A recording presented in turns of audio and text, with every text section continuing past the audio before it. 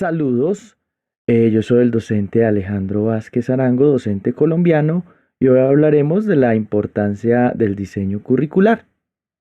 Vamos a revisar algunas bases teóricas acerca del currículo y el diseño curricular.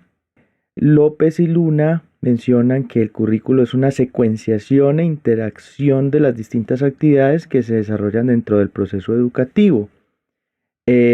Ya esto se fue concretando más a comienzos del siglo XX con John Franklin Bobbitt, que trató de fijar fines objetivos comunes generales a la práctica educativa.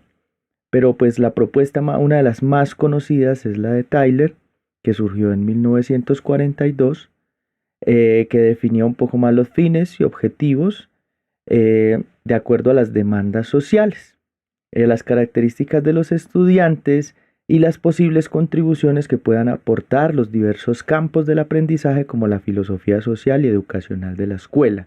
Este fue un primer acercamiento a lo que debería ser el currículo y marcó las bases para el resto del siglo y hasta ahora siglo XXI.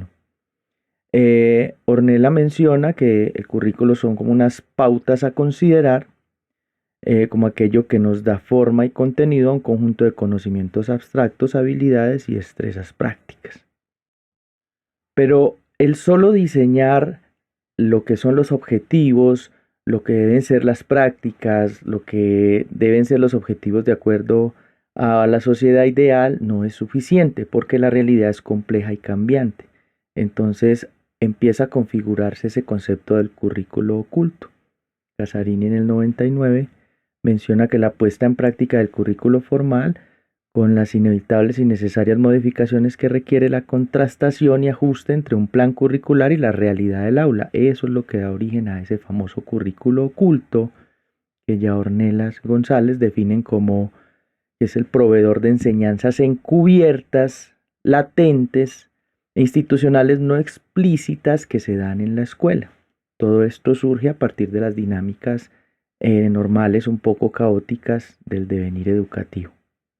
Es un todo complejo que no podemos reducir a un listado de materias que nos dan una trayectoria de los estudios que realizaremos. El currículo depende de los maestros, las instalaciones educativas, la sociedad, los alumnos, los padres de los alumnos, las instituciones gubernamentales y privadas, es decir, de un conjunto de variables que el docente conjuga para definir el proceso de enseñanza.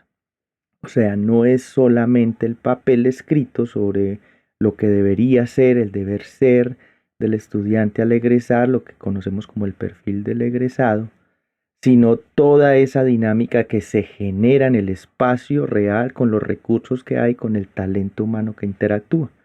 Y allí podemos empezar a hablar ya de diseño curricular complejo para llegar a la modernidad. Ahora bien, ¿qué es entonces el currículo moderno?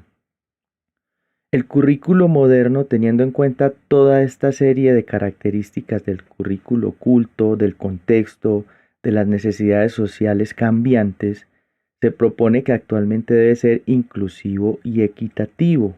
Es decir, tenemos que tener en cuenta discusiones muy actuales como la inclusión y la diversidad en el aula, que debe estar caracterizado por un aprendizaje de calidad, es decir, no podemos, entre comillas, inventar, debemos definir claramente cuáles son los estándares de calidad que queremos desarrollar en los estudiantes y que determinan un buen proceso, generar unos criterios de evaluación claros y objetivos, que debe ser promotor del aprendizaje a lo largo de toda la vida y pertinente para el desarrollo holístico, no debe estar desligado de las metas de la humanidad y del proyecto de vida de los estudiantes. Bueno, en cuanto a modelos y propuestas del diseño curricular, vamos a hablar específicamente del modelo por competencias y cómo llegamos hasta el enfoque socioformativo, que es el que actualmente está determinando las dinámicas en las instituciones educativas, en los diseños curriculares en las últimas 3 décadas. Existen diversos enfoques para el diseño curricular en educación superior, siendo uno de ellos el enfoque por competencias, el cual ha sido integrado al campo educativo a partir de la evolución hacia la sociedad del conocimiento y la globalización. Este proceso de cambio ha generado una crisis en la formación tradicional, haciéndose necesario un análisis crítico por parte de la comunidad educativa con el fin de mejorarla. Se recalca esto de que el currículo no es solo un compendio de temas que llamamos plan de estudios, sino que debe ir más allá. Este modelo ha tenido diferentes enfoques. El modelo por competencias primero empezó con un enfoque funcionalista, básicamente establecer unas competencias para resolver situaciones de la vida cotidiana, enfatizar conocimientos, habilidades, destrezas a través de logros y productos de desempeño. Luego pasó a ser un enfoque más constructivista para que la persona, el individuo, el estudiante interiorice su conocimiento y pueda desarrollar habilidades de autonomía y autorregulación, que el estudiante tenga control de su aprendizaje, es decir, un proceso metacognitivo según la definición piagetiana. Componente cognitivo, afectivo, racional y metacognitivo, es decir, un desarrollo integral del ser. Y así es como arribamos al enfoque socioformativo, que establece una visión holística que favorece la formación integral con un sólido proyecto ético de vida. Movilización de saberes para la resolución de dificultades sociales requiere flexibilidad en el proceso educativo. Entonces, por eso hablamos ahora de que hace parte de un proceso que debe ser incluyente y equitativo. ¿Cuáles son entonces las propuestas de diseño curricular actuales? ¿Cómo llegamos a ellas? El desarrollo curricular se considera ahora como un ciclo de desarrollo, implementación, evaluación y revisión. El currículo no puede permitirse ser estático. Hablamos ahora de la mejora continua. Debería ser un proceso continuo de monitoreo, evaluación y actualización. Se realiza más hincapié en un número cada vez mayor de sistemas educativos de todo el mundo en preparar a los alumnos mediante el desarrollo de competencias amplias y capacidades generales. Todavía son importantes el aprendizaje, la retención y la repetición de conocimientos, pero se reconoce que eso no es suficiente, que hay que ir más allá. Se ha propuesto cada vez más que en asignaturas y esferas del aprendizaje del currículo desarrolle competencias del estudiante en áreas como la comunicación, la colaboración, el pensamiento crítico, la resolución de problemas, la creatividad, la gestión y la valoración de la diversidad, es decir, aprender a aprender. ¿Cómo administramos entonces un currículo para saber que lo estamos haciendo correctamente? Debemos resolver estas inquietudes. ¿Qué conocimientos, capacidades y valores deberíamos incluir en nuestro currículo? ¿Tenemos las adecuadas para el estado social y el contexto actual? La adquisición y el desarrollo de esos conocimientos, capacidades y valores, las competencias conexas, permitirán que nuestros jóvenes pudieran llevar una vida productiva y significativa. ¿Nuestro paradigma actual o un conjunto de asignaturas constituye un currículo adecuado o nos hacen falta más asignaturas o nos sobran algunas incluso? ¿De qué manera podemos hacer que el aprendizaje sea pertinente e interesante para los estudiantes? Que no sea solo cumplir un horario, sino que además ellos lo vean como valioso para su vida. ¿Cuál es la importancia entonces de administrar el currículo? Se requieren estrategias que permiten establecer una base para lograr los objetivos del currículo en el contexto social. Según Tobón, el currículo se puede organizar en ciclos propedéuticos, proyectos transversales o formativos, prácticas y ayudantías, es decir, no ver las asignaturas como aisladas, sino establecer proyectos transversales y acomodar los ciclos de acuerdo a puntos de avance según el nivel y la edad y la fase de formación del estudiante. Entonces, ¿por qué es importante el currículo? Porque nos permite resolver todas estas inquietudes. ¿Hay objetivos claros para el currículo? ¿Está actualizado el currículo? ¿Es pertinente para las vidas, las experiencias, las aspiraciones de los estudiantes? ¿Crea un futuro próspero desde el punto de vista social y económico para ellos, teniendo en cuenta su contexto sociohistórico? ¿Es equitativo e inclusivo? ¿Le da la oportunidad a todos de pertenecer a la comunidad educativa y desarrollar su proceso? ¿Está el currículo centrado en el alumno y adaptado a él? ¿O es el alumno el que se tiene que adaptar a toda esa cantidad de temáticas escritas arbitrariamente? ¿Es el currículo abierto y flexible a fin de abordar los nuevos problemas y oportunidades mediante la integración de cuestiones nuevas y emergentes? ¿Está dispuesto al cambio? Esas son las preguntas que nos debemos realizar. Por eso es importante el currículo. Una institución que no diseña un buen currículo no aclara estas inquietudes o por lo menos no inicia la reflexión y entonces todo se hace un sinsentido. El currículo es coherente y uniforme en todos los diferentes grados y etapas, tramos educativos y las áreas de aprendizaje o asignaturas.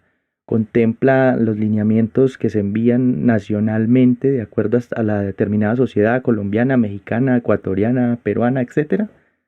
Lo que se busca con un currículo de calidad es que se espera que los estudiantes comprendan el propósito de las actividades del aula y participen activamente en ellas, sepan qué van a aprender y por qué, cuáles son las expectativas y la manera en que sabrán que han aprendido bien, están abiertos a nuevas ideas, son curiosos y están dispuestos a formular preguntas o es solo haga y no opine. Hay un escrutinio crítico, participan en la evaluación de su propio aprendizaje, hay coevaluación, autoevaluación. Además de aprender el contenido y las capacidades asociadas, comprenden cómo conseguirlo y tratan de convertirse en mejores alumnos, aportan ellos al proceso. Apoyan y respetan los esfuerzos para aprender de otros alumnos, hay aprendizaje colaborativo. Un buen currículo debe llevar a los estudiantes a esto. Los docentes entonces, ¿cómo hacemos ese proceso de planeación? Volvemos a Tyler. Siempre nos preguntamos en ese microproceso que ya es el trabajo del aula, ¿qué fines educativos se procura alcanzar? Entonces revisamos ya la parte macro y la parte meso, ya mirando en el microcurrículo cómo aplicamos todo lo que traemos desde las directrices nacionales, desde los objetivos y el perfil del egresado. Entonces miramos qué fines queremos alcanzar desde nuestras asignaturas, qué experiencias educativas pueden proporcionarse que puedan alcanzar estos fines, cómo deberían organizarse efectivamente estas experiencias educativas y cómo se debería determinar si se han alcanzado esos objetivos, es decir, cómo se evalúa eso, cuáles son los criterios de evaluación. Finalmente, esto generalmente en universidades, en instituciones, yo personalmente lo he estado desarrollando tanto en la Universidad Tecnológica de Pereira, aquí en el eje cafetero colombiano, como en la institución educativa Carlota Sánchez en básica secundaria. Llevo 14 años haciendo este tipo de procesos de diseño curricular que se aplican a la mejora continua, constantemente están siendo revisados. Debemos estructurar unos módulos, pero esos módulos no son solo un listado de todas las competencias o temáticas que se van a trabajar, sino que tienen en cuenta todo lo que hemos hablado anteriormente, cómo es el proceso del estudiante, cómo aportar el qué tan motivante es. Sea cual fuera el modelo que se desea aplicar, en ese módulo debe aparecer, ese módulo de asignatura, de ejecución docente, se deben distinguir estos componentes, los objetivos generales y los instrumentos de evaluación. Desde el comienzo de los procesos, los estudiantes, los docentes deben socializar estos. El desarrollo del módulo a través de unidades didácticas o unidades modulares que pueden tener, por ejemplo, objetivos específicos, experiencias de aprendizaje con contenidos, ejercicios y uso de recursos variados que constantemente se están revisando para ver qué tan exitosos son. Y por último, las indicaciones de uso del módulo, que es como la guía para que los estudiantes lo entiendan y lo hagan suyo y aporten al proceso. Para finalizar, a manera de reflexión personal sobre la importancia de un buen diseño curricular, considero que un buen diseño curricular determina la calidad institucional de cualquier entidad pública o privada que tiene por función la noble tarea de acercar a los individuos a un determinado cúmulo de conocimientos. Sin embargo, esa calidad es una percepción afín al contexto social y económico de nuestra época histórica. Esta época histórica, 2022 en este caso, es la que determina cuál es la calidad de ese currículo, si es pertinente, si se ajusta al contexto. No podemos ser inferiores a los retos de la modernidad. Por ello, el ejercicio del diseño curricular siempre se enmarca en la mejora continua y nos obliga a tener una actitud crítica y propositiva. Y de hecho, decirlo de una vez, está muy bien que apliquemos todo este tipo de estrategias de las TICs, tecnologías de la información y la comunicación, porque hacen parte integral de nuestro contexto. Eso es todo. Espero que sirva esta reflexión para su desarrollo académico y personal.